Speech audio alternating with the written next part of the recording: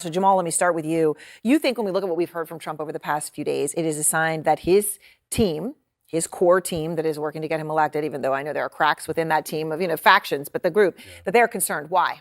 Yeah, it seems to me like something has changed in the milk, right? Like they've figured out that perhaps they've got to really poke the bear, get their people excited. If he's going to be a bomb thrower, he has to keep throwing bigger and bigger bombs so that people know that that is who he is. At the same time, you saw Lindsey Graham on Sunday come out and take out hard on Republicans who are voting for Kamala Harris. And he said, you can't do this. I don't understand why you're doing this. He was really worked up about it, kind of emotional. And then J.D. Vance, at the same time, goes after Liz Cheney hard and calls her, says that she's obsessed and hateful and petty and small, all kind of words I would never use if I was trying to get a woman to like me, but he chose to use them.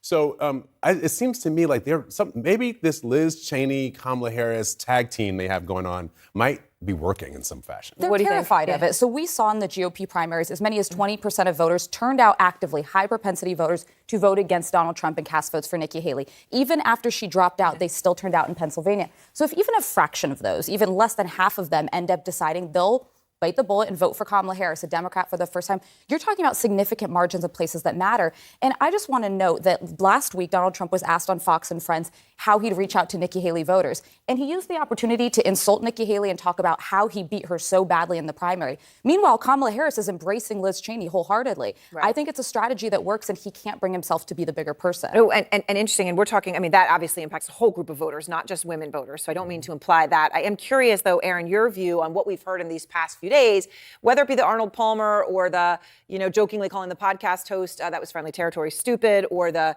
expletive vice president. Could there be any sort of a strategy in Trump doing all of this and speaking in this way? Of course, there could be a strategy, and I'm sure the Trump campaign is trying to put forward a strategy, like Jason Miller said, for the president to put forward a closing argument. But instead, Donald Trump's going to do Donald Trump, and that's going to be whatever thought comes out of his mind at the moment it comes out of his mind, and he's going to say it to the American people. It's very baked in, though, into the polling. The American people at this point kind of shrug off all the bombasticness because it's a never-ending outrage cycle about him. But for Democrats right now, if they want to win this thing, they need to start paying attention to their messaging because it's contrasting right now, but not versus Trump. They're saying he is an unserious person, but what he says is very serious. Swing voters are going to say that doesn't make sense to me. And they're also going to say his policies are an issue, but in states like Wisconsin and Pennsylvania and Michigan and Ohio, where you have competitive Senate races, you are seeing those candidates hold tight to Trump's policies and say, I supported these positions. Democrats have to find a closing argument that's better than I'm not Trump, because they can't have it both ways with voters. It won't work. Alyssa, what do you think about this point about the policy and the Senate candidates that are tying themselves? They're saying, okay, you can call him unserious. You can say that how he speaks is unserious. But what he's actually saying in his policies are serious. Well, there's no question that the Biden administration was behind on addressing the border crisis. And there's this, a prevalent issue of inflation and the economy that are the top issues for voters. And Kamala Harris is trying to navigate her way out of them, put together a forward-looking economic agenda. There was this Associated Press data that showed it may be breaking through. But I want to hit on one thing that Aaron said, which I think is really well taken. It's baked in what Donald Trump is going to say, but there is some wisdom and strategy to him just flooding the zone with crazy. Talking about the silly Arnold Palmer story means we're not talking about him saying he'd use the American military against U.S. citizens, which, by the way, I was in the Oval Office when, in front of Mark Milley and General Esper, Mark Milley and Mark Esper, he wanted to use the military against U.S. citizens. This is a real thing that happened in his last term, and he would absolutely do again. And he wants different conversation. You mentioned the AP poll. Jamal, can I just ask you about that? Because this was, we would talk about there were two areas where Trump specifically significantly outpolled Harris, and that was immigration and the economy. All right, Alyssa mentioned this, so let's just go through the numbers. AP poll, Harris now leading by double digits on who voters trust more on middle-class taxes, and she's up 5 points on the issue of housing costs, which they had been doing a tit-for-tat of, frankly, specific policy, one of the few areas. Whether it was realistic on either side is a separate point. She's within the margin of error now on the cost of groceries and gas. Jamal, that's huge. Yeah, it is. Now, I say this when the polls are bad, so I'm going to say it when the polls are good. This is just one poll.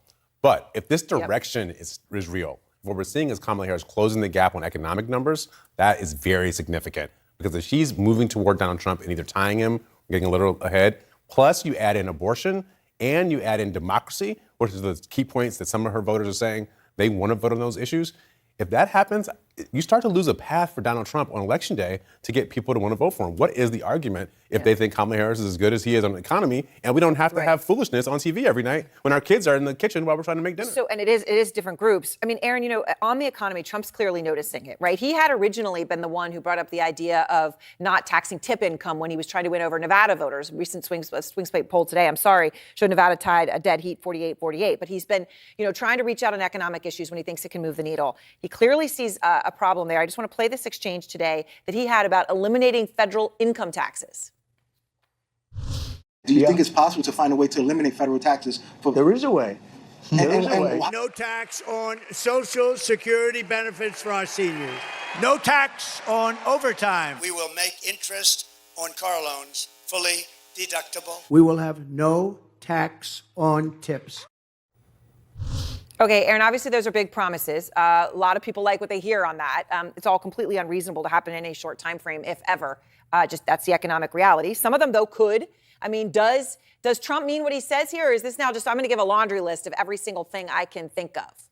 In this instance, there is a reality where some of these could definitely become law. The 2017 Tax Cuts and Jobs Act has a lot of provisions that are going to sunset and expire in 2025. Tax legislation is going to happen in the United States, and that could mean everything from income tax, sure. It could also mean the child tax credit. It could mean starting businesses. It can mean saving for your child's future, things that we saw in the 2017 bill that will sunset. So yes, there are economic provisions here that could actually become law. Kamala Harris herself has obviously indicated that she's supportive of the no tax on tips as well. So the matter is, what do you want the economic policy and tax policy to look like in the United States? Because both of these people will have a real opportunity to do that in 2025. Aaron, I will just say here, voters have a good sniffer on them, and they can smell BS. At some point, they know you can't eat chocolate and not work out and not get fat, right? At some point, you have got to figure out. What, you can't just take the abs vibrator and have a beer on your couch? Exactly.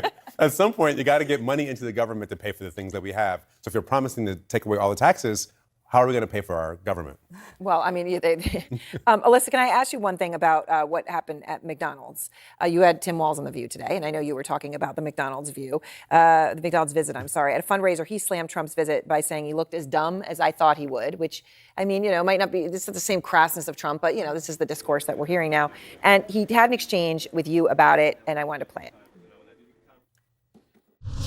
What do you say to these Americans who feel like they're struggling? Yeah, well, if they're saying they are, they are. And I think for all of us, of prices being out there, I think that's why Vice President Harris has made it very clear that that is a top priority. Vice President Harris and I grew up middle class. We understand that. She actually worked in a McDonald's. She didn't go and pander and disrespect McDonald's workers by standing there in your red tie and take a picture. His policies are the ones that undermine those very workers that were in that McDonald's. Okay, the whole thing about the McDonald's and who worked at a McDonald's and who didn't, and fries don't get touched, thank God. Does this move voters, though? Is anybody moving on this? Listen, I'm fascinated by this. Donald Trump used to be kind of the master of the OTR. He'd show up somewhere, shake hands with workers. But this was a pre-staged event where they had people who were supporters come through, and then he didn't have a policy proposal. He wasn't saying, oh, we're going to raise the minimum wage. So I think it fell flat unless you're somebody who's a meme bro who's already with him and liked the picture of it. But I do think where Harris Walz are outperforming Biden is acknowledging that people are hurting. That was the struggle that Biden had. Is it was inflation is high, but listen, we feel that it may be getting better, but people are truly hurting, and we're here to show up and relate to those issues they're struggling with. All right, Alyssa, Jamal, Aaron, thank you all.